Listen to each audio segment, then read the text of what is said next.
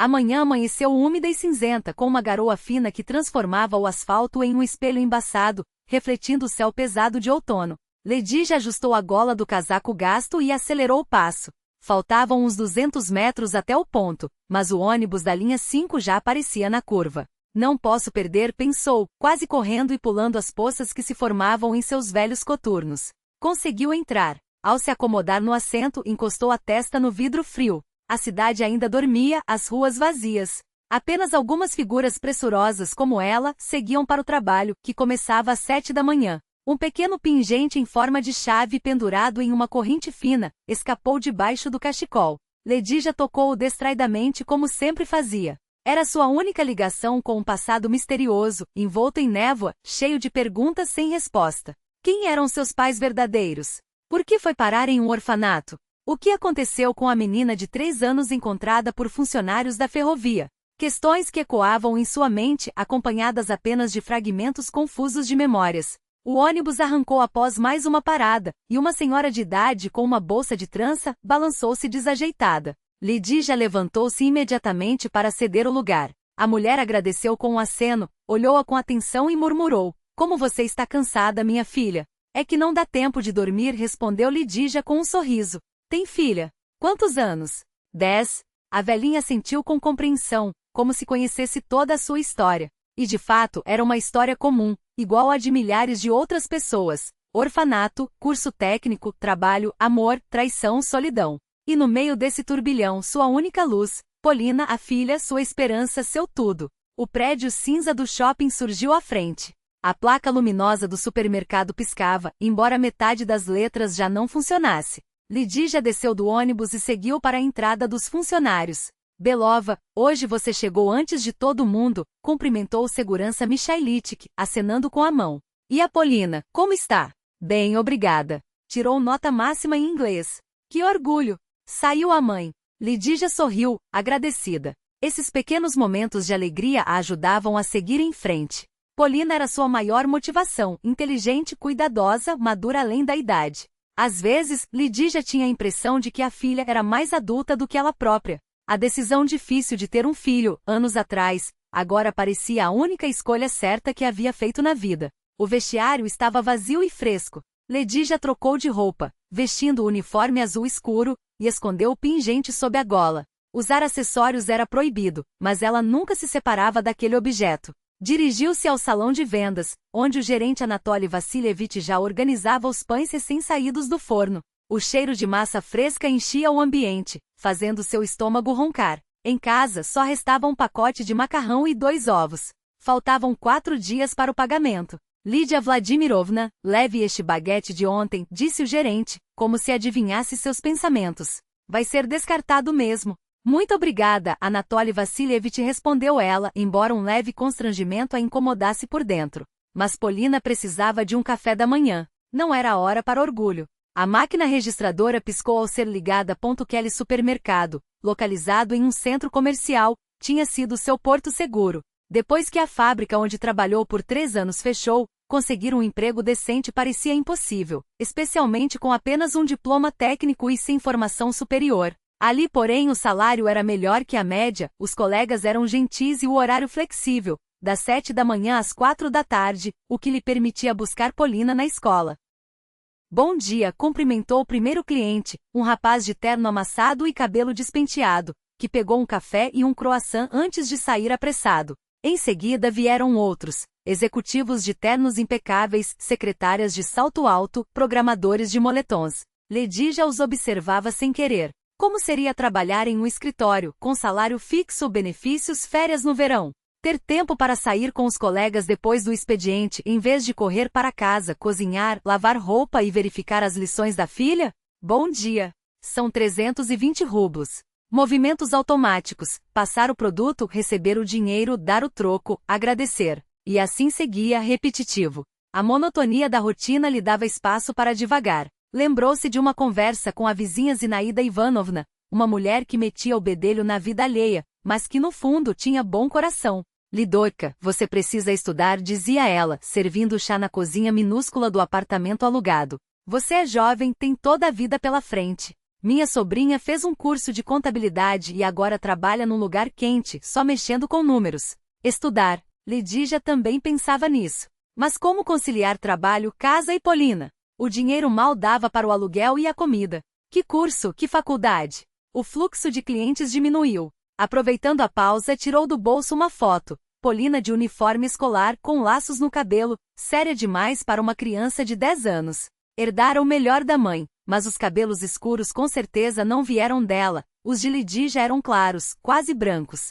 Daí veio o sobrenome que lhe deram no orfanato, Belova. As memórias da infância voltaram em flashes. O prédio impessoal do abrigo, paredes cinzentas, o cheiro da cantina. O dormitório barulhento com 6 camas. As meninas mais velhas trançando seus cabelos. A educadora Maria Stepanovna, a única que tentou desvendar seu passado. Você não era uma criança abandonada, dizia ela. Foi encontrada por funcionários do trem, assustada com apenas 3 anos. Só conseguia dizer uma coisa, Lida. Procuraram seus pais, mas ninguém a reclamou. Estranho, não acha? O único vestígio daqueles tempos era o pingente, simples, sem valor material, por isso não lhe foi tirado. O velho zelador Vladimir Petrovich que a encontrou contava que a chave estava escondida debaixo das roupas da menina, pendurada em seu pescoço.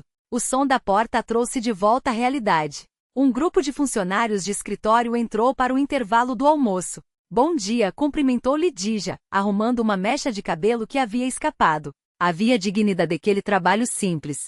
Era um meio honesto de sustentar a filha, mesmo que com pouco. Sem depender de ninguém, sem esmolas. Mas, nos dias mais difíceis, sentia falta de algo maior. Tudo vai melhorar, repetia para si mesma todas as manhãs, olhando no espelho um rosto marcado pela falta de sono. Polina teria tudo que ela não teve: educação, apoio, um lar de verdade. Faria qualquer coisa para garantir isso. O movimento aumentou, e Lidija se concentrou no trabalho. O turno passou rápido. Ao sair, a exaustão a dominou. A chuva parara, mas o vento cortante atravessava seu casaco fino. Precisava pegar um ônibus para o outro lado da cidade até a escola de Polina. Inconveniente, mas não podiam pagar um lugar mais próximo. Ao passar pela vitrine de uma boutique cara, parou sem querer. Um vestido azul, elegante e simples, que serviria tanto para uma reunião de pais quanto para a formatura da filha daqui a alguns anos. Olhou o preço e suspirou. Equivalia a 3 salários seus. Bobagem, pensou, sacudindo a cabeça. Melhor guardar para comprar as botas de inverno de Polina mais necessárias. O pingente aqueceu em sua mão quando ela o tocou novamente. Era estranho, mas aquele pequeno objeto lhe dava forças nos momentos mais difíceis. Como uma promessa de que um dia encontraria respostas. Ou pelo menos paz. A porta que aquele pequeno objeto poderia abrir. Uma porta para uma vida melhor, onde não seria preciso escolher entre as botas novas da filha e o aluguel. Onde poderia simplesmente viver, sem contar cada moeda e talvez, enfim, descobrir quem ela era de verdade. Com esses pensamentos, Lidija seguiu em direção à parada de ônibus. À frente, mais um dia, mais preocupações e, apesar de tudo, mais esperança. Enquanto tivesse Polina e aquele misterioso chaveiro, ela acreditaria que um dia tudo mudaria. O telefone tocou quando Lidija lavava a louça após o jantar. Polina já terminava as lições e se preparava para dormir. O celular vibrava insistentemente sobre a mesa da cozinha, iluminando um número desconhecido. Alô? Respondeu ela, enxugando as mãos no pano de prato. Lida, sou eu, Denis. A xícara escorregou de suas mãos e se estilhaçou no piso de cerâmica. 10 anos.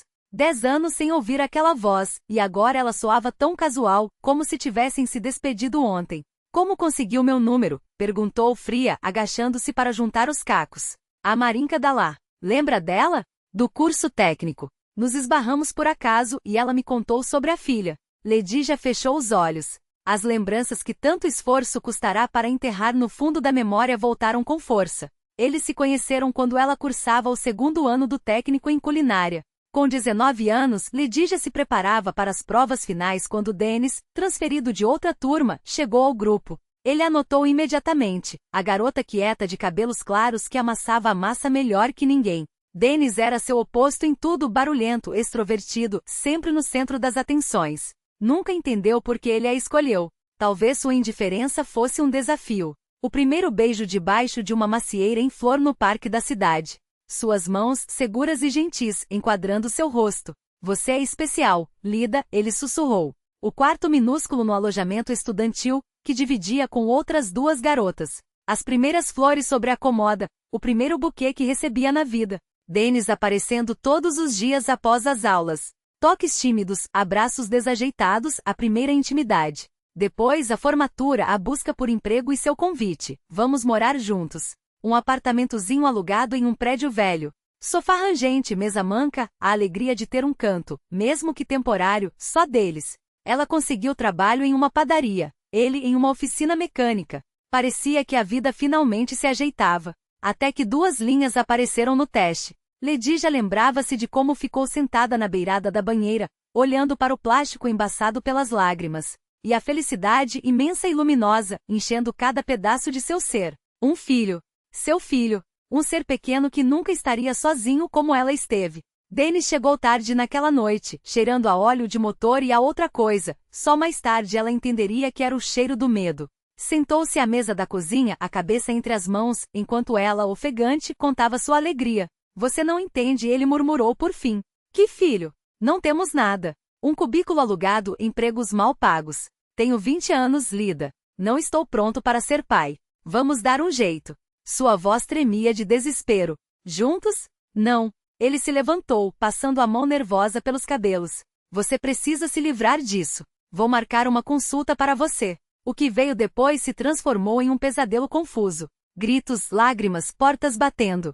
Denis foi embora, levando suas coisas. Aparecia só para repetir sua exigência, ameaçando provar na justiça que ela não tinha condições de criar a criança. Depois sumiu de vez, deixando-a sozinha com um futuro que parecia sem saída. O que você quer, Denis? Ledija afundou na cadeira, sentindo as pernas tremerem. Conhecer minha filha. Tenho esse direito. Direito? Ela riu, amarga. Há 10 anos, seu único desejo era que essa criança não existisse. A porta rangeu, e Polina entrou na cozinha séria, de olhos castanhos, os mesmos olhos do pai. Mãe, com quem você está falando? Perguntou, aproximando-se. Um conhecido. Ledija tapou o microfone com a mão. Vá terminar a lição, já vou aí. Quando a filha saiu, ela levou o telefone de volta ao ouvido. Escute, Denis, nós não somos brinquedos que você pode pegar e largar quando bem entender. Minha filha, ele a interrompeu. Nossa filha, que não sabe nada sobre você, continuou Ledija, ignorando-o. E não tenho certeza de que isso deva mudar. Eu mudei, Lida. Sua voz soava suplicante. Sei que fui um covarde, um idiota. Mas preciso de uma chance. Só uma. Ela fechou os olhos, lutando contra a tempestade de sentimentos. O que seria melhor para Polina? Saber a verdade sobre o pai ou continuar na ignorância? Vou pensar, disse por fim. Mas se você magoá-la, se desaparecer de novo. Não vou desaparecer. A resposta foi firme. Juro. Na mesma hora, em outro bairro da cidade, Yarosla Semyonovich Shibako estava sentado em seu amplo escritório, observando uma foto antiga em moldura de prata. No retrato desbotado, uma menina loura de olhos enormes sorria. Sua Lidoika, seu pequeno milagre. 26 anos haviam passado, mas a dor não diminuíra. Ele ainda se lembrava de cada detalhe daquele dia. Uma viagem que deveria ser uma festa virou tragédia. Ele, a esposa Natália e a filha de 3 anos, Ledija, embarcaram no trem rumo à capital regional para visitar parentes. Levavam presentes, antecipando a alegria do reencontro. A menina vibrava com a viagem, apertando contra o peito um pingente, herança da avó, falecida 1 ano antes. Papai, olha, os cavalinhos. Ela exclamava, puxando sua manga. Vejo, meu amor. Ele afagava seus cabelos quase brancos enquanto Natália dormitava, encostada em seu ombro. O vagão estava quase vazio, nada indicava perigo. Foi numa parada no meio da floresta que eles apareceram, 2 homens de roupas escuras, rostos cobertos. Tudo aconteceu rápido. Gritos, ameaças, a faca no pescoço da cobradora. Os passageiros congelaram. Os assaltantes percorriam o vagão, recolhendo valores. Sem bobagem, papai rosnou um deles, parando diante de seu compartimento. Quando estenderam as mãos para os pertences de Natália, Yarosla não se conteve. Ex-boxeador, sabia como proteger a família. O golpe foi forte e preciso. O bandido voou contra a parede, mas o segundo estava às suas costas. Algo pesado desabou sobre sua cabeça, e o mundo mergulhou na escuridão. Jornais de todo o país estamparam seu rosto. Cartazes com a foto da menina loira de sorriso tímido foram colados em estações, praças e pontos de ônibus ao longo da rota do trem. Foi então que surgiu a hipótese mais terrível. Em uma das paradas, atuava uma quadrilha especializada no tráfico de crianças. Sua Lidorka poderia ter sido sequestrada, vendida para o exterior. Essa versão ganhou força na investigação, embora nunca houvesse provas concretas. O casamento não resistiu ao peso da tragédia.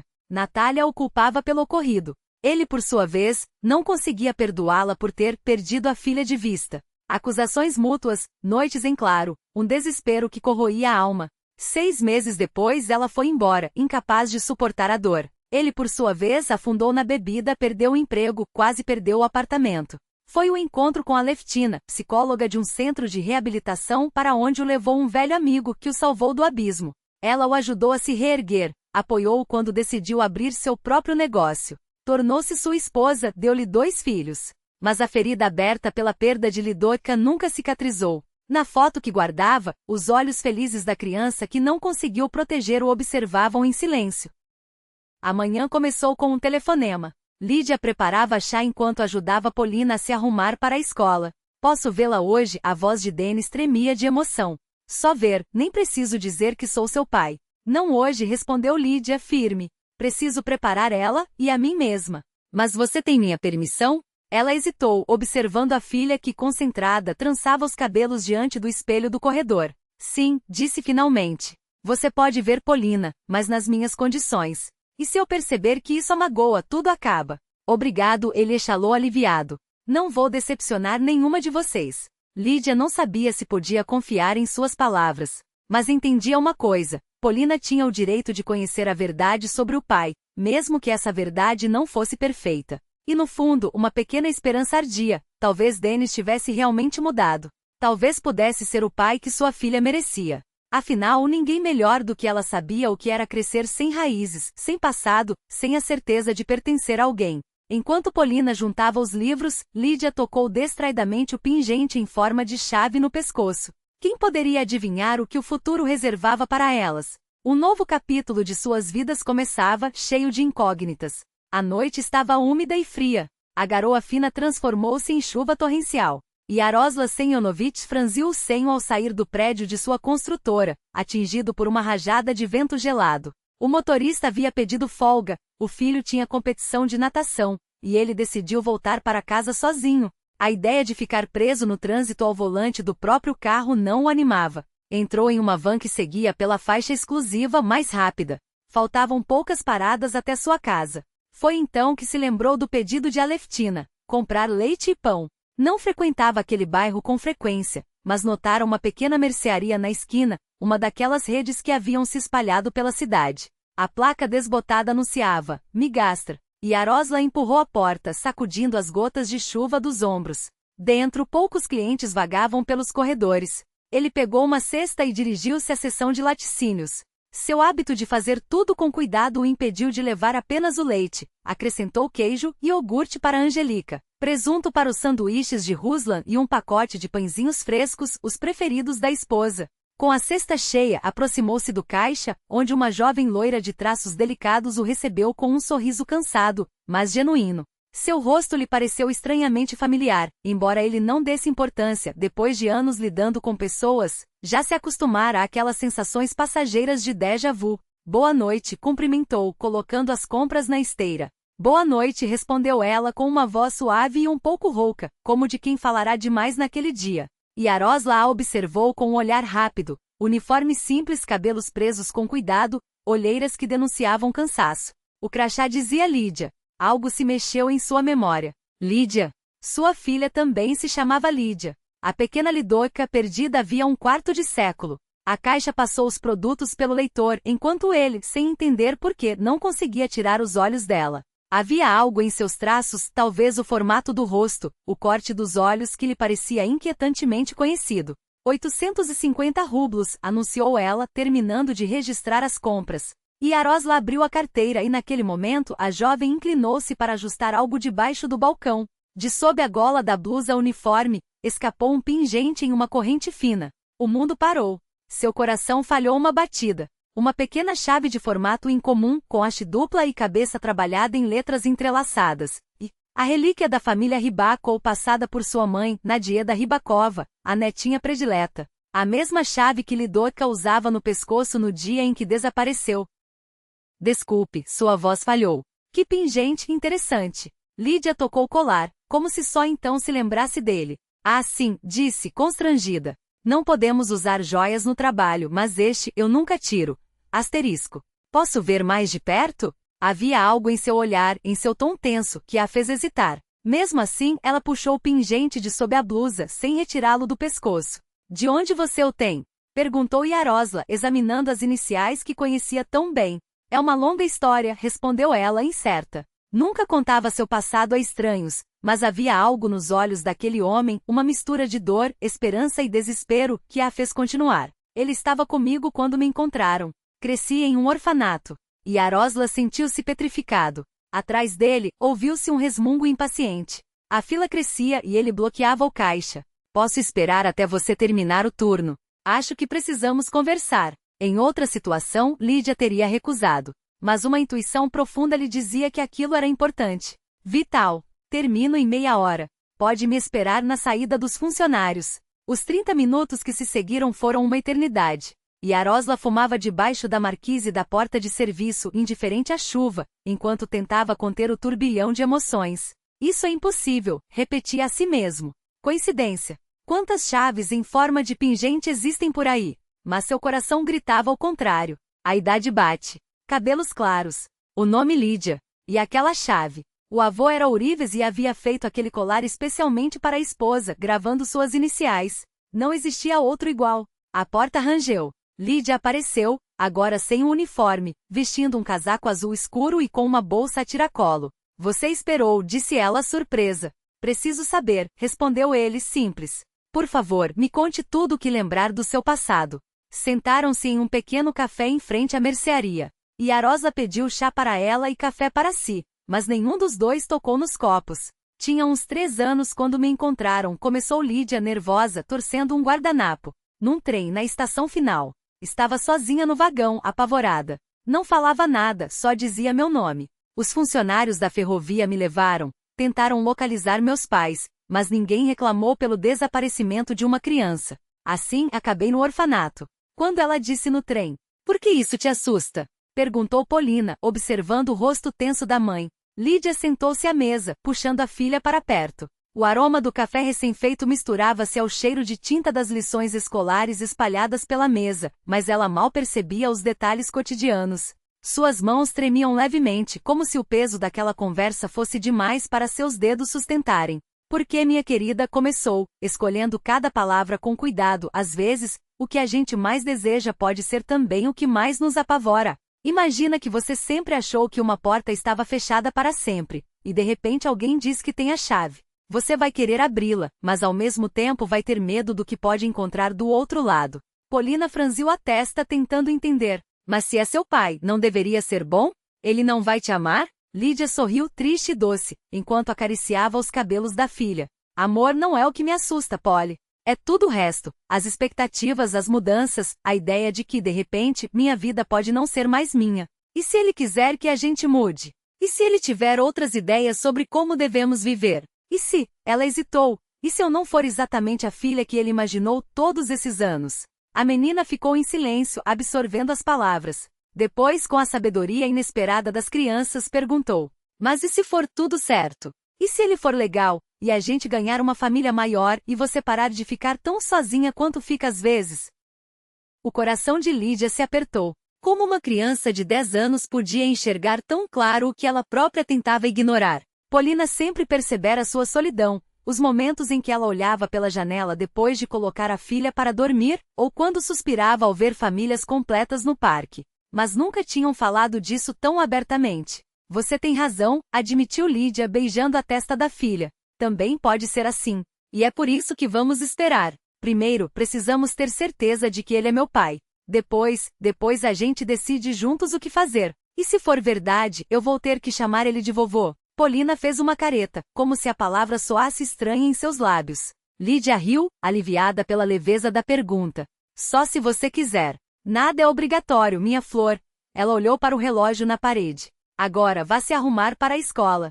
E não conte para ninguém ainda, tá? Isso é só nosso por enquanto. Tá bom, concordou Polina, deslizando da cadeira. Mas antes de sair virou-se. Mamãe? Se ele for seu pai mesmo, a gente ainda vai ser só nós duas? Lídia puxou a filha para um abraço apertado. Sempre. Não importa o que aconteça, você e eu somos uma equipe. Nada vai mudar isso. Depois que Polina saiu, Lídia ficou sozinha com seus pensamentos.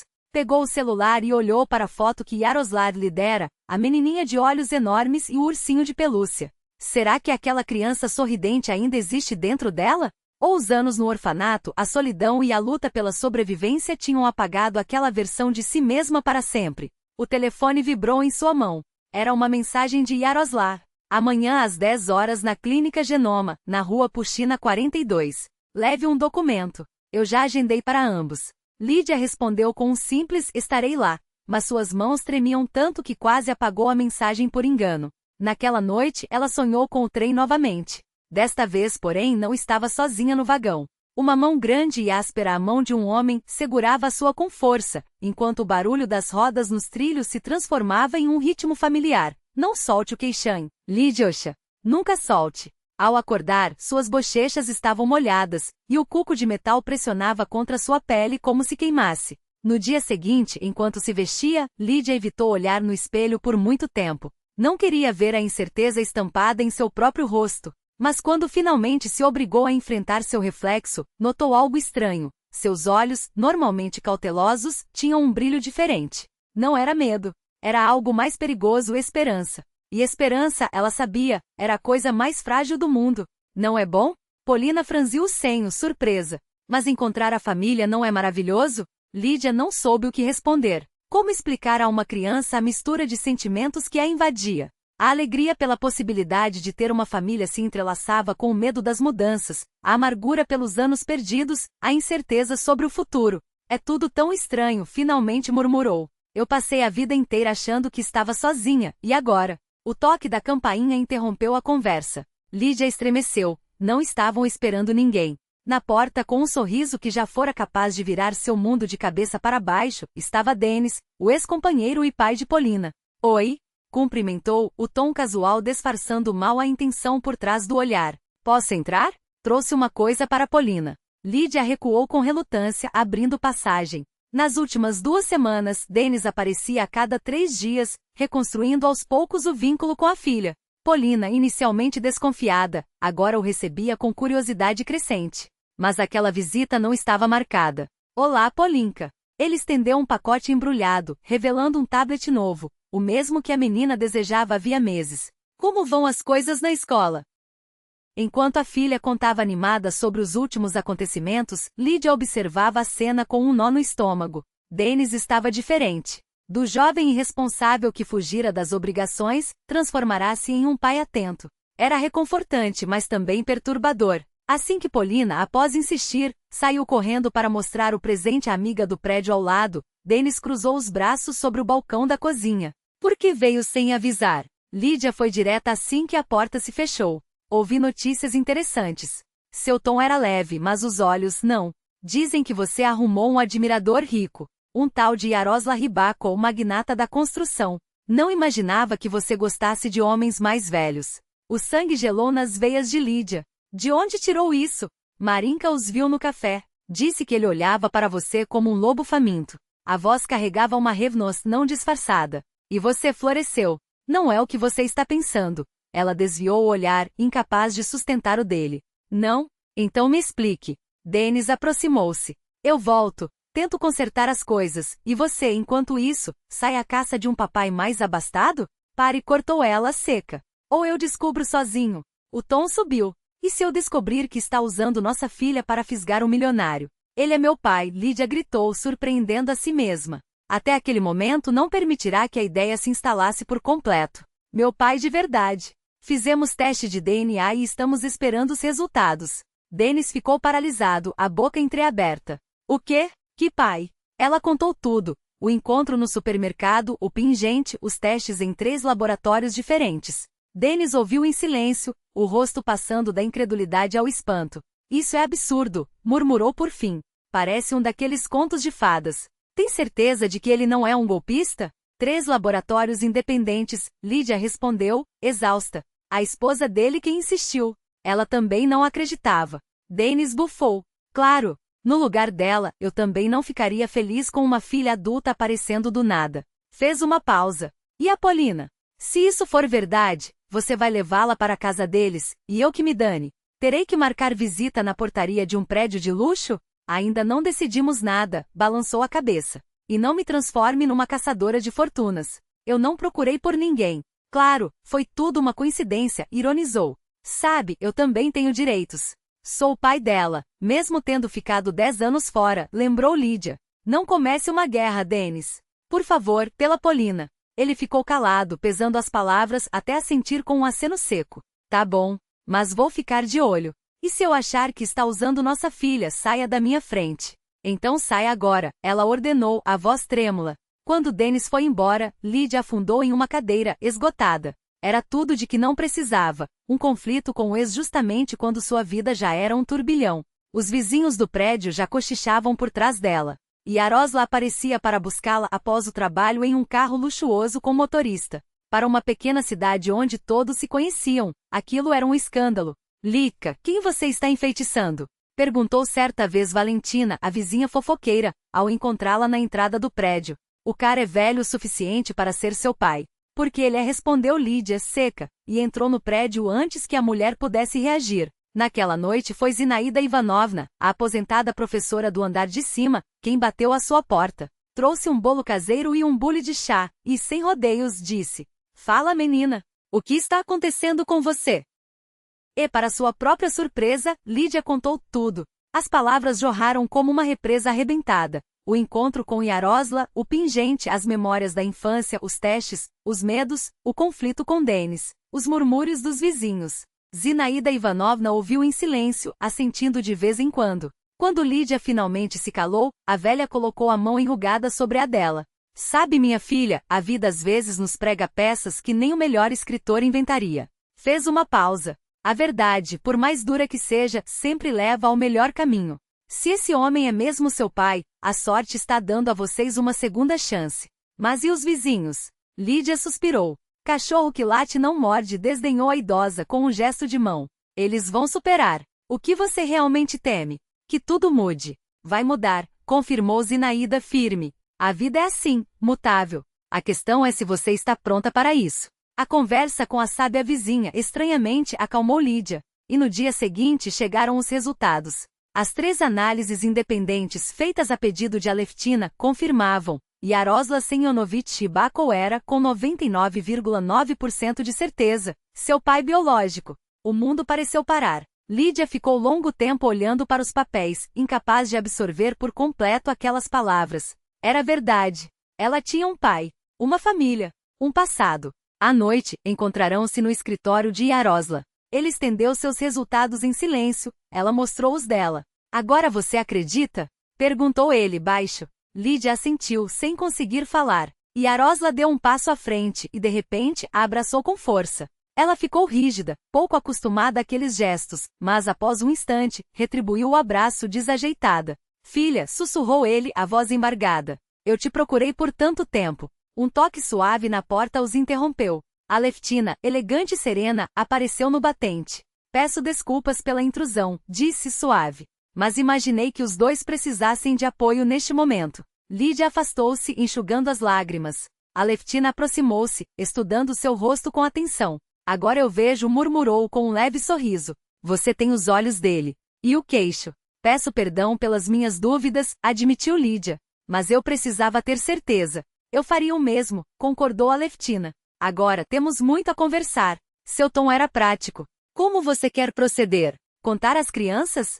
Yarosla assentiu, impaciente. É claro. Elas precisam saber que tem uma irmã mais velha e uma sobrinha. E minha mãe? Lídia perguntou de repente. Minha verdadeira mãe sabe? Yarosla e Aleftina trocaram um olhar. Precisamos avisar Natália, disse ele devagar. Não será fácil. Eles mantinham contato havia anos. Quero encontrá-la, disse Lídia firme. Se ela quiser, eu ligo para ela, concordou Yarosla com um aceno. O encontro com Natália Pavlovna aconteceu 2 dias depois, no mesmo escritório. A mulher que entrou na sala parecia tensa e desconfiada. Observou Lídia com um olhar penetrante, como se buscasse traços familiares. Olá, finalmente disse. Yarosla me disse que você é nossa filha.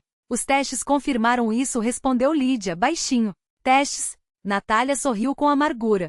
E eu olho para você e não vejo minha filha, só uma estranha com os olhos do meu ex-marido. Natasha, repreendeu Yarosla suave. O que é Natasha? Ela se virou bruscamente para ele. Você acha que é tão simples? Passaram-se 26 anos. 26 anos.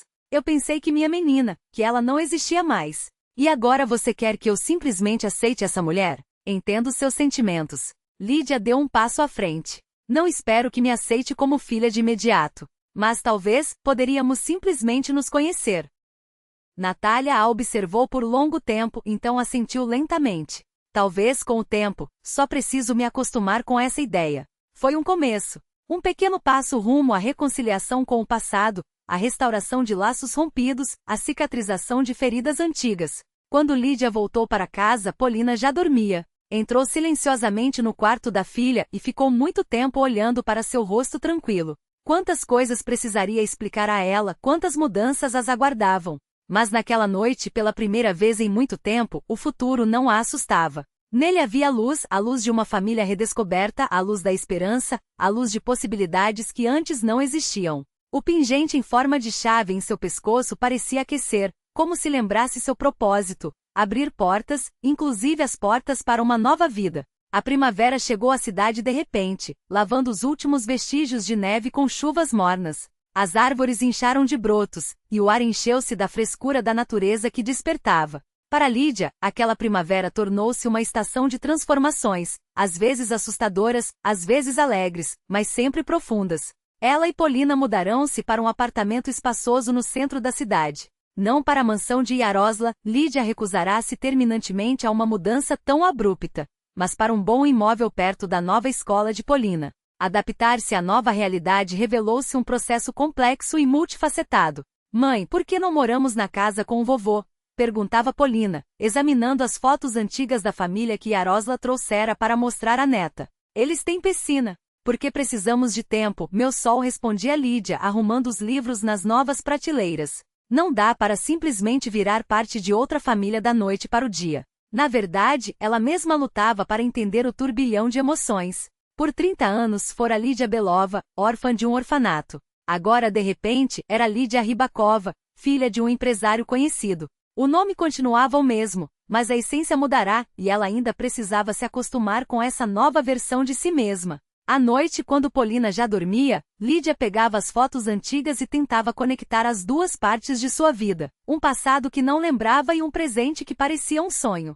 Às vezes pegava-se pensando que ainda aguardava acordar, voltar à realidade anterior, com o trabalho no mercado, o apartamento alugado e a eterna falta de dinheiro. Mas a nova vida tornava-se mais real a cada dia. E Yarosla, ávido por compensar o tempo perdido, ofereceu-se para pagar seus estudos. Você sempre quis estudar? Perguntava. O que lhe interessa? Lídia não soube responder de imediato. Na vida antiga, sonhar com educação era um luxo inacessível para uma mãe solteira. Depois de longas conversas, porém, decidiu-se por um curso à distância de contabilidade e auditoria.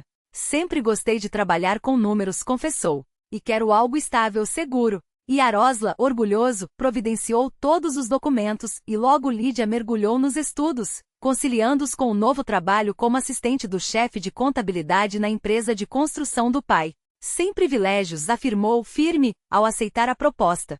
Quero ser avaliada pelo meu mérito, não pelo parentesco. E Yarosla respeitou sua decisão, embora, em segredo, acompanhasse os progressos da filha com um orgulho mal disfarçado. Lídia adaptou-se rapidamente e revelou um talento notável para documentos e relatórios financeiros. Você tem a mesma habilidade que ele, observou Aleftina certa vez, enquanto Lídia desvendava um complexo balanço. E a mesma teimosia. O relacionamento com Aleftina desenvolveu-se aos poucos. Primeiro a desconfiança, depois uma aproximação cautelosa, finalmente um respeito mútuo que se transformou em uma espécie de amizade. Eram diferentes demais para se tornarem verdadeiramente íntimas, mas suficientemente sábias para valorizar uma a outra. Mais difícil foi entrosar-se com os filhos de Yarosla do segundo casamento. Ruslan, de 15 anos, recebeu a irmã mais velha com uma desconfiança que beirava a hostilidade. Recusava-se a comparecer aos jantares familiares se Lídia estivesse presente e ignorava deliberadamente suas tentativas de aproximação. Ele tem medo que eu tire o pai dele, comentou Lídia com Aleftina, amargurada, após mais uma tentativa frustrada de conversar com o adolescente. Não só o pai suspirou Aleftina. O status de filho único, herdeiro do negócio, o lugar especial na família. Dê tempo a ele para processar seus sentimentos. Angelica, que completará 12 anos, demonstrava mais curiosidade, mas mantinha distância, observando tudo com atenção. O momento decisivo chegou de forma inesperada quando Ruslan brigou na escola e Yarosla, pela primeira vez na memória do adolescente, não pôde comparecer à reunião com o diretor, estava em viagem de negócios. Lídia, ao saber da situação, correu para a escola e defendeu o irmão com tanta convicção que até o rígido diretor amoleceu. "Por que você me defendeu?" perguntou Ruslan depois, olhando para o chão. "Porque sempre farei isso", respondeu Lídia, simples. "Porque somos família." Não importava há quanto tempo se conheciam. O que importava era que eram sangue do mesmo sangue. A partir daquele dia, o gelo começou a derreter. Ruslan passou a visitar Lídia com mais frequência, às vezes pedia ajuda com as lições. Angelica fez amizade com Polina, e as meninas começaram a se visitar constantemente. Gradativamente, novas tradições familiares se formaram, almoços de domingo na casa de Yarosla e Aleftina, aos quais compareciam todos os filhos, passeios ao campo nos fins de semana, celebrações em conjunto. A vida encontrava seu novo ritmo, mas ainda havia um ponto doloroso, a relação com a mãe biológica Natália Pavlovna. Após o primeiro encontro tenso, Lídia não apressou as coisas, dando à mãe tempo para assimilar tudo. O segundo encontro ocorreu um mês depois, em um pequeno café em território neutro. Natália parecia mais calma, embora ainda mantivesse distância.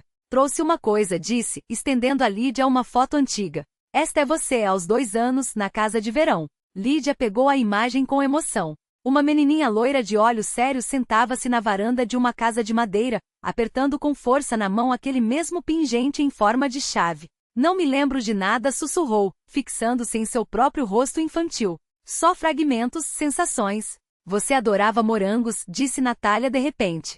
"Podia passar dias inteiros. Colhia-os na casa de verão e tremia de medo das rãs. Gritava tão alto que os vizinhos vinham correndo", recordou Natália com um sorriso nostálgico. "Era impossível não ouvir você, mesmo do outro lado do lago."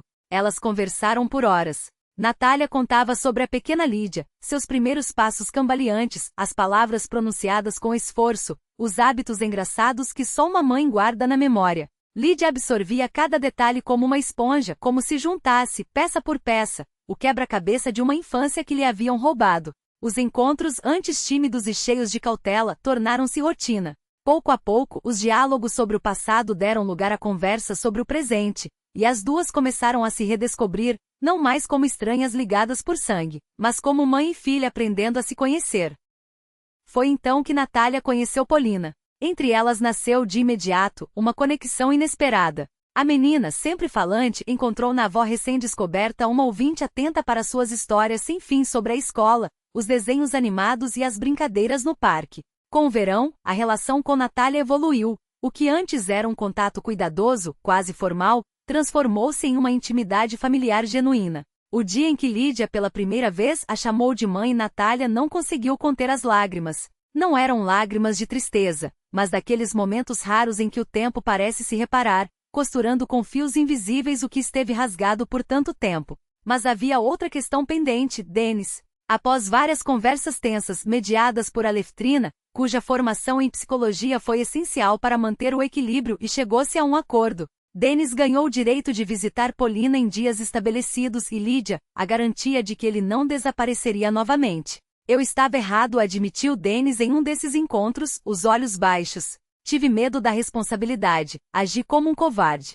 Mas agora quero ser o pai que ela merece." Yaroslav, inicialmente desconfiado, observou de perto as mudanças no outro homem. Quando viu nele um esforço sincero, sua postura amoleceu. "Todos merecem uma chance de consertar os erros", disse, lembrando-se de sua própria história. "Eu sei o que é perder um filho por causa dos próprios equívocos." Em junho, quando se completou exatamente 1 ano desde aquele reencontro casual na loja, Yaroslav anunciou a criação do Fundo Lídia Rybakova, uma organização sem fins lucrativos dedicada a ajudar crianças de orfanatos a encontrarem famílias. "Vamos ajudar quem ainda busca um lar", explicou, "e dar apoio àqueles que, como você, cresceram sem pais para que possam construir um futuro digno." Lídia não conseguiu segurar as lágrimas. Sua dor, seu vazio, sua luta solitária, tudo aquilo agora se transformava em algo maior, em uma força capaz de mudar destinos. O pingente que um dia simbolizara sua solidão tornará-se o emblema de uma segunda chance. No final de julho, a família se reuniu para celebrar o aniversário de 30 anos de Lídia, seu primeiro aniversário rodeada por aqueles que, contra todas as probabilidades, haviam se tornado sua família. A festa aconteceu na casa de campo de Yaroslav, e pela primeira vez em anos, todos estavam presentes. Yaroslav e Aleftrina com os filhos Natália Pavlovna, Denis, Polina e até Zenaida Ivanovna, convidada especialmente por Lídia como homenagem à mulher que a amparara nos momentos mais sombrios. Depois do almoço festivo, quando o grupo se acomodou na ampla varanda, Polina pediu a palavra. A menina de 10 anos, com as mãos levemente trêmulas, posicionou-se no centro da sala e disse: "Quero agradecer. Antes éramos só eu e a mamãe, sozinhas. Agora tem um vovô de verdade, 2 vovós, tios", e ela olhou para Denis, um pai. Fez uma pausa, engolindo a emoção. Isso é incrível, porque família é quando muitas pessoas se amam, mesmo quando brigam às vezes. Um silêncio comovido tomou conta do ambiente. Yaroslav levantou seu copo. A família. Por estarmos juntos apesar de tudo. Pelo perdão, acrescentou Natália fitando o ex-marido com um sorriso sereno. Os anos de ressentimento ficaram para trás.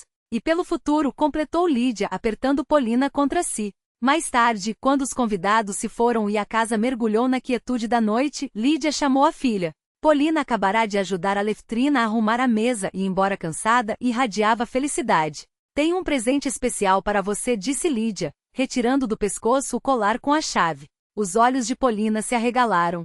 "Mas você nunca tira ele." "Chegou a hora de passá-lo para você", respondeu Lídia, colocando a corrente no pescoço da menina. "Não é só um enfeite. É a chave do nosso passado, e do nosso futuro. Ele me ajudou a encontrar minhas raízes, minha família. Agora que ele te proteja." Polina tocou o pingente com reverência. "O que ele abre?" Lídia sorriu, envolta na penumbra da noite estrelada. "Portas. Portas que parecem trancadas. Portas para as pessoas que amamos.